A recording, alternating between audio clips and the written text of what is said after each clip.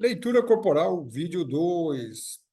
Claro que existe o vídeo um. Caso você não tenha assistido ao vídeo um, recomendo que você assista para que nós tenhamos aí uma visão panorâmica do que nós vamos falar sobre o nosso tópico, leitura corporal, dentro do curso maior, comunicação e oratória, mais especificamente técnica do debate. Leitura mental, como eu já falei, na realidade é a leitura do cérebro ou leitura da mente através do corpo. Tudo bem? Para mim, professor Calazan, sempre um grande prazer tê-los bordo para políticos, vendedores, professores, negociadores e muitos outros profissionais da atividade da comunicação e oratória, palestras, debates e assim por diante. O nosso tópico principal hoje, né, é debate. Lembrando que debate é confronto de ideias, confronto funcional, conforme já vimos nos vídeos anteriores. Não confronto de pessoas, não confronto pessoal. Muito importante. O debatedor ele precisa conhecer essa técnica aqui, hein, pessoal? Lembrando que esse curso de comunicação oratória são vários módulos, um deles, técnica do debate, né, é o que nós estamos estudando agora, mas existe também o módulo sobre leitura corporal. Importante que veja, que assista aos vídeos para que tenhamos uma noção bem precisa do que nós estamos falando. Leitura mental, lembrando que é um quebra-cabeça, onde nós vamos ali não pegar uma peça só, né? E diferenciar sentimentos de emoções. Muitas pessoas fazem essa confusão e o bom comunicador não pode fazer confusão. Ele precisa saber diferenciar o que é sentimento, que é a origem das emoções, conforme nós falamos no vídeo número um. Esse assunto é bem legal, hein? Eu vou indicar aqui alguns livros. Esse ano, eu estou gravando esse vídeo aqui em abril, né, de 2024. Esse ano eu já li vários livros sobre o assunto. Então, tem esse aqui, né, que a gente muito recomenda, do Alexandre Monteiro. Agora, tem esse aqui do Manual de Persuasão do FBI. Na realidade, eu sou perito judicial e também especialista em psicanálise, psicologia. E como perito, principalmente, nós trabalhamos muito com a perícia, investigação de acidente, investigação criminal.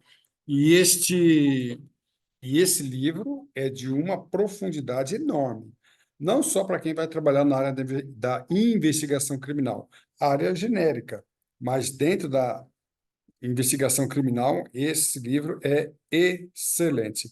E esse livro ele traz uma concepção muito boa que eu vou falar aqui sobre os três sinais da persuasão, os três sinais físicos, né? Sobre o rapport, que é uma aproximação, rapport quer dizer conexão, rapport quer dizer interação. E esse livro, dentre vários sinais, várias teorias, trabalha com essa que é muito importante. Como é que você vai, no início de um debate, criar um clima amistoso, um clima favorável ao debate? Embora esse clima favorável, amistoso, essa interação, essa conexão pode se dar em uma apresentação como aula, palestra e qualquer outro tipo de comunicação, não precisa ser oratória, que oratória é falar em público. Você pode usar essas técnicas em uma comunicação com uma outra pessoa, numa reunião uma, duas, três pessoas, e também numa situação de público, que é muito importante. Quais são os sinais amistosos para que você crie um rapport, uma aproximação? Então, são três sinais interessantes que eu trabalho no meu curso de comunicação oratória, e eu trabalho com esses sinais, inclusive nas oficinas, como esses sinais são evidentes, persuasivos. Que verdade são esses sinais? Então, mesmo antes de você abrir a boca, antes de você se apresentar, ou até mesmo falar bom dia, você pode, em um segundo, já criar uma aproximação. Eu sempre falo em minhas aulas que é muito comum as pessoas falarem, não sei por que não fica a cara daquela pessoa. Ou do nada você se engraçou com outra pessoa, achou graça na outra pessoa. Por quê? Mesmo antes das pessoas abrirem a boca, ela pode ser rejeitada ou aceitada. São vários, né? São várias coisas que nós precisamos levar em consideração. Mas essa teoria do triângulo da persuasão que é importante. Sorriso, pescoço e sobrancelha. Vamos começar pelo pescoço? Deixa eu ver. Isso. Por que o pescoço? Calazans, aqui, ó, é ciência, tá? E é uma verdade verdadeira. Então, vamos só trabalhar com uma comparação. Um animal predador, né? Imagina um animal predador, um tigre, uma onça. Normalmente, quando ele quer atacar, ferir a sua presa fatalmente, vocês já viram onde ele pega? Não é pela perna, né? Normalmente, um predador ele ataca a sua presa, né? Atacando, né? Por por uma parte do corpo que vai ferir fatalmente. E normalmente você já viu essa imagem, um predador vai pegar a sua presa com a finalidade de ferir pelo pescoço. Então, o pescoço, lembrando que nós somos animais. Então, o pescoço, gente, eu vou falar sobre a aula aqui, como essa parte aqui do corpo transmite uma comunicação incrível. Então, o pescoço é uma parte muito vulnerável que coloca a vida em risco. Então, a pessoa, em uma situação hostil, ela vai tentar cobrir, ela vai tentar proteger o pescoço, que é facilmente, né, é fatal aqui, através da veia jugular e assim por diante. Tá? Então, nós, inconscientemente, agimos também como um animal. Tanto é, se não houver uma ameaça, se eu não me sentir ameaçado, a tendência é de eu falar, trabalhar, conversar, expondo. Então, olha que coisa interessante. Eu posso me apresentar para uma plateia de uma forma amistosa, apresentando o meu pescoço, dando para eles um sinal inconsciente de que eles, plateia, aluno, debatedor, seja lá quem for, não é uma ameaça para mim. E eu também posso oferecer o meu pescoço numa situação amistosa, mostrando que eu sou amigo. E você já viu isso, hein? Já viu, né? Eu vi pessoa, olá, como vai você? Tudo bem? Então, tem pessoas que nem conhecem essa técnica, nem conhecem essa ciência, mas ela inconscientemente se comunica dessa maneira. Como é você? Tudo bem? Oh, que prazer. Então, o pescoço. Por outro lado, quando a pessoa está numa situação constrangedora, com medo, ela vai se encurvar, ela vai, né, proteger essa região. Eu trabalhei muito tempo já em várias audiências em investigação criminal, quando a gente vê réu ou testemunhas muito comprometida, a tendência da pessoa é se comunicar dessa maneira, né? É claro que às vezes a pessoa não, isso não quer dizer que ela esteja mentindo, mas alguma coisa não amigável, não confortável está se processando. Às vezes, pode ser medo. Então, quando eu vejo uma pessoa se comportando desta maneira, tá? Nós temos um sinal de que alguma coisa não está fluindo bem, tá? Por outro lado, né, a pessoa que que está confortável dentro de uma situação, tá? Dentro de um ambiente, se relacionando com outras pessoas, ela vai tender a fazer isso aqui. Isto é uma ciência muito, muito interessante, ok? E aí vem o sorriso. Essa pessoa aqui, eu poderia dizer que é um sorriso falso ou um sorriso verdadeiro? E olha que quando eu estou falando de falso, eu não estou dizendo, não estou me referindo à falsidade de uma pessoa. Não estou falando que a pessoa é falsa. Eu estou querendo dizer que há uma incoerência entre o que a pessoa está sentindo e o que ela está transmitindo. Ela quer sorrir, está mostrando os dentes, mas esse sorriso aqui, ele é um sorriso, não é um sorriso espontâneo, não é um sorriso voluntário, não é um sorriso verdadeiro. Quando eu começo uma palestra, posso estar nervoso, né? Às vezes um palestrante, um professor pode sim estar muito nervoso. E ele quer ser simpático, ele quer sorrir, mostrar que ele, né, criar um rapport, criar uma conexão, mas, tá? Como ele está muito nervoso devido à vergonha, insegurança em relação ao assunto, ele dá um sorriso desse. Então, esse sorriso, olha só que você não é psicanalista. Talvez você não tenha feito ainda um curso de comunicação oratória, leitura corporal, mas você consegue interpretar quando a pessoa está sorrindo falsamente. Lembrando que não necessariamente essa pessoa seja falsa, pode ser falsa também, mas ela está demonstrando uma coisa, mostrando, reagindo com algo que está incoerente com aquilo que está passando no seu cérebro. Então, você sabe decifrar um sorriso falso. Então, esse sorriso, a pessoa iniciando uma comunicação, ela está mostrando insegurança, não vai criar um rapport, uma aproximação. Esse aqui também é um outro sorriso, tá? Então, nós precisamos começar uma comunicação criando um ambiente favorável, tá? Aí eu preciso ser coerente entre o que eu quero transmitir e a minha reação corporal, tá? E aqui nós temos um sorriso voluntário, um sorriso espontâneo. Eu perguntaria, pediria para você explicar, ou melhor, fazer a pergunta: você sabe diferenciar um sorriso falso verdadeiro? E provavelmente você saberá, porque isso não precisa de ciência. A própria psicologia da vida nos ensina isso. Mas se eu pedisse para você explicar, explica então qual a diferença entre o sorriso voluntário e o sorriso falso, tá? Você talvez não saberia explicar, mas o manual do FBI explica isso muito bem.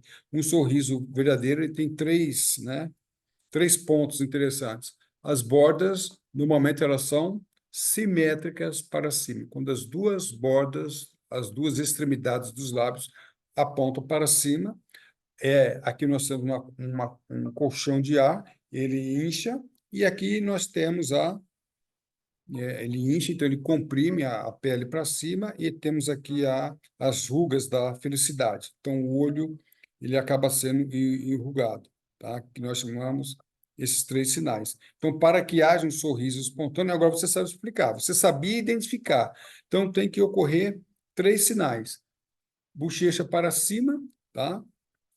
Ar aqui vai encher de ar e há as rugas. Esses três sinais é uma coisa que acontece voluntariamente, tá? Então, nós temos aqui um sorriso que não é simétrico, tá? Ele está sorrindo, não está para cima. A gente percebe no cenário facial que não é um sorriso verdadeiro, tá ok?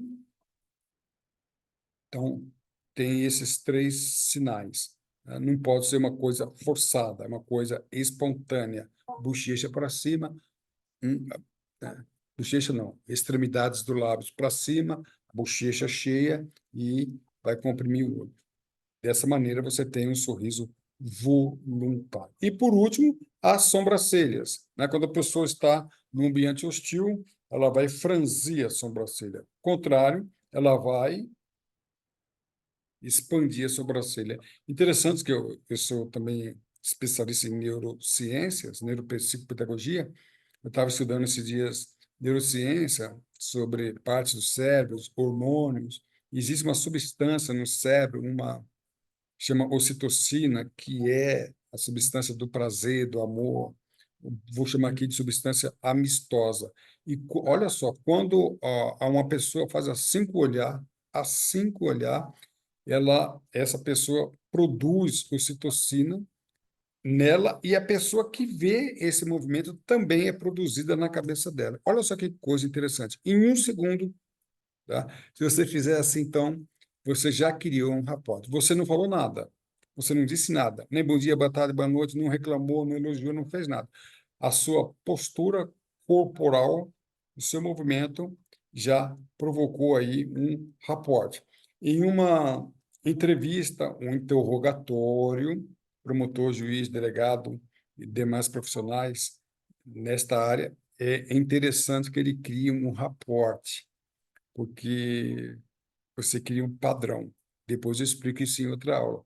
E se você cria um bom relacionamento de comunicação no início e estabelece esse padrão, se houver uma alteração do seu interlocutor, alguma coisa está errada. Então, você começou, fez um raporte, olá, como vai, tudo bem? Aí a pessoa entra nessa onda de comunicação amistosa, se no momento, no decorrer da comunicação, ela tem uma reação de coçar a cabeça de fazer isso, ou seja, se ela alterar o padrão amistoso, é um sinal de alguma coisa não está bem. É um sinal, depois a gente precisa concluir. Então, crie esse padrão e, se houver alteração, tente analisar.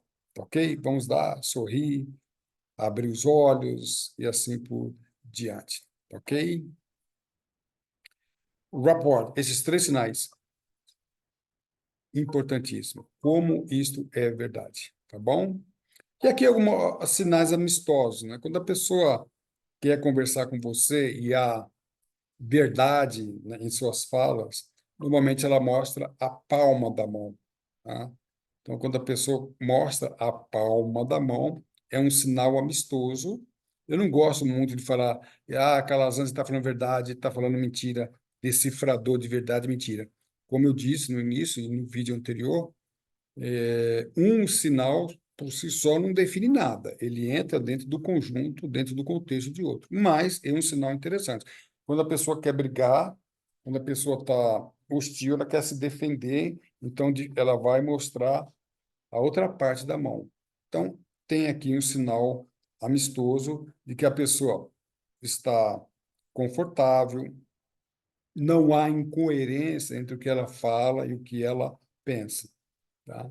É muito interessante mostrar as palmas das mãos, tá? Lembrando que quando a pessoa está amigável, está confortável, normalmente falando a verdade, ela está expansiva. Então, ela abre os braços, expõe o pescoço, mostra o olho, olha para você. Então, sinais amistosos. E alguns sinais hostis. Lembra, pessoal, que eu estou mostrando aqui alguns, há muitos sinais hostis. Dedo em riste, tá? Dedo em riste, testa a franzir, tá? Uma outra coisa muito interessante é quando você está confortável com uma pessoa, você encara a pessoa, né? Você fica frente a frente com a pessoa. Você expõe o teu rosto e expõe o teu corpo. Quando você está desconfortável, como o tronco fala de uma forma maravilhosa. Então, quando você não está confortável, quer se afastar da pessoa, a tendência é você mostrar o tronco, né? E normalmente os pés também, para o lado que você quer sair, para o lado de fuga. Então, o tronco é uma das partes do corpo que mais fala, o que fala muito. Então, quando eu estou de lado com uma pessoa, provavelmente não há conexão, não há interação, não há rapport. A comunicação está truncada, está incoerente, eu não estou confortável. Então, o corpo fala muito. Eu posso estar olhando para você, mas o meu corpo, o tronco e também os pés pode estar mostrando algum desconforto, tá? Então, aqui nós temos vários sinais, eu não vou decifrar todos, mas esses sinais, né? Dedo em riste, quer dizer autoridade, quer dizer que você é superior, você está constrangendo a pessoa a se colocar no lugar dela. Então, não coloque o dedo em riste, quando você tiver que falar para a pessoa ou se direcionar para a pessoa, você fala com a mão, a palma para dentro. Tá? É inconsciente, né? Mas é uma autoridade soberba e arrogância. Tá? Aqui você vê que a pessoa está. Lembra que eu falei quando a pessoa está confortável, amistosamente, ela abre os braços. A mulher da esquerda, de branco, ela está assim, está constrangida. E a outra está mostrando aí não é autoridade, está mostrando arrogância. Lembrando, a pessoa tem que se fechar, tá? Então, ela comprime o pescoço, né?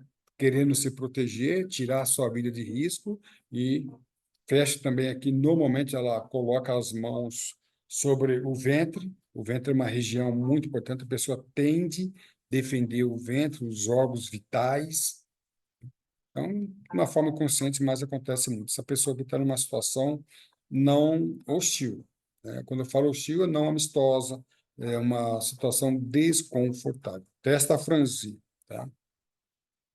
Eu me lembro que uma vez eu estava num debate complicado com um profissional e iniciamos muito bem, mas eu tinha que entrar num assunto espinhoso. Então, nós criamos ali um raporte, mas no meio da conversa, ele, né, tem um sinal mais do que hostil, beligerante. Ele queria briga, ele queria confusão. Então, quando ele franziu a testa dessa maneira, em V, né, a testa tem várias maneiras que ela vem a franzir, mas quando ela vem a franzir em V dessa maneira, a pessoa está se preparando para uma guerra.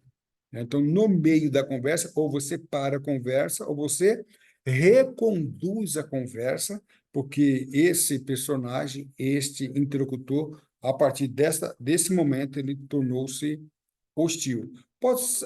Tem que ver qual é o motivo da hostilidade. Não entendeu o assunto, se ofendeu, o assunto ficou complicado, o assunto não é do seu interesse, mas ali hostilidade, está na hora da gente rearrumar esse negócio aí. Os pés, como os pés falam, tá? Eu estava dando palestra esses dias, um grupo de pessoas, e eu fiquei o tempo todo trabalhando. E um grupo de 10 pessoas, onde elas iriam fazer apresentações rápidas, de comunicação e oratória. E muitas delas, a maioria, ia fazer a apresentação pela primeira vez. É claro que elas estavam desconfortáveis. Elas estavam ansiosas, nervosas, e os pés mostram muito disso. Quando a pessoa está conforme essa pessoa do meio, né?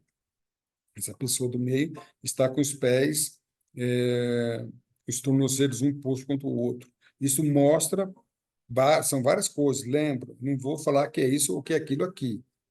Nós precisamos levar em consideração vários sinais, mas a pessoa do meio está com o braço cruzado. Lembra que braço cruzado é uma defesa, está colocando os órgãos vitais aqui em defesa, e também os pés cruzados mostra desconforto. Então, nessa palestra, a maioria das pessoas estavam todos com os pés cruzados, colocados um sobre o outro. Então, eu percebi que coisa, né? 90%, eram umas 10 pessoas, 9 estavam assim. Então, eu vi que elas estavam nervosas, então, claro que estariam nervosas pelo tipo de oficina, mas eu tinha que aplicar uma artimanha, uma estratégia para deixá-las mais relaxadas. E ao longo, foi uma coisa interessante, eu devia ter gravado para mostrar isso. Ao longo da nossa aula, foi um período de 4 horas, no final, elas estavam bem mais tranquilas com os pés descruzados. Então, mas cuidado, às vezes, as pessoas falam, cuidado, Calazans, braços cruzados é resistência. Cuidado. Braço cruzado é sim um sinal de resistência, mas essa resistência pode ser ao assunto, pode ser a pessoa, não gosta daquela pessoa, não gosta, então fica assim. Ou então o assunto não gosta dessa matéria matemática de inglês, a pessoa é resistente. Ou pode ser resistência ao ambiente. Uma vez eu estava dando a palestra numa determinada localidade, um salão, uma sala, em que o ar-condicionado estava muito frio. Então, havia, sim, ali uma resistência, mas não era ao palestrante, não era ao assunto e muito menos, ou seja, na verdade, era uma resistência ao ambiente. Então, muito cuidado. Quando a pessoa está de braço cruzado, lembrando que eu não vou falar sobre vários tipos, existem vários tipos de braços cruzados, né? Então, há várias maneiras, tem braços cruzados que mostra confiança, nem todos os tipos de braços cruzados é resistência, mas é um sinal, sim, de resistência. Braços cruzados e pernas cruzadas. Aqui é muito interessante, né? Muito, eu vou mostrar aqui como a perna cruzada, ou melhor, os pés falam, né? Aqui, ó, desconfortável, aqui nessa posição aqui de desconforto, a pessoa pode estar mentindo, tá? Ou não. Então, são várias maneiras aqui da pessoa cruzar o braço. Eu achei interessante, eu trabalhando como perito judicial, né? é uma situação como essa aqui, a gente vê aqui a pessoa aqui com os pés, com os tornozelos para trás, ou às vezes ele entrelaça, deixa eu ver se tem alguma situação aqui, entrelaça os pés com a cadeira. Aí é uma situação mais desconfortável ainda, aqui nós não temos nenhuma aqui, né? Tem essa aqui que o pé tende para trás, mas aqui, opa, opa, deixa eu ver aqui, voltando aqui. Então, uma vez nós estávamos conversando na realidade, estávamos, eu como perito, tinha lá na audiência o juiz, o promotor e o advogado, e nós tínhamos lá uma testemunha falsa. Nós, depois, ao longo do depoimento, nós conseguimos identificar que a testemunha era falsa. E ela estava conversando com os pés relativamente bem acomodados à frente da cadeira. E nós elaboramos os quesitos, elaboramos as perguntas. E interessante que, durante o depoimento, a pessoa foi ficando nervosa, porque, nesse caso específico, ela estava mentindo. E teve uma pergunta que ela colocou a mão na boca, depois eu vou falar o que é colocar a mão na boca, e colocou o pé para trás. Quando ela fez esses dois movimentos, colocar a mão na boca e colocou o pé para trás, esses dois sinais mostram desconforto. É claro que eu, como perito, não falei lá para. Não levantei a mão e falou, juiz, ele está mentindo. Né? E, o promotor, ele está mentindo, mas eu falei para o advogado, que eu estava com o perito, falei, ele está mentindo. E ele falou para mim, como você sabe que ele está mentindo, Calazans? Claro que eu não falei para ele que era através dos sinais, mas a testemunha, diante de uma pergunta, ela se retraiu.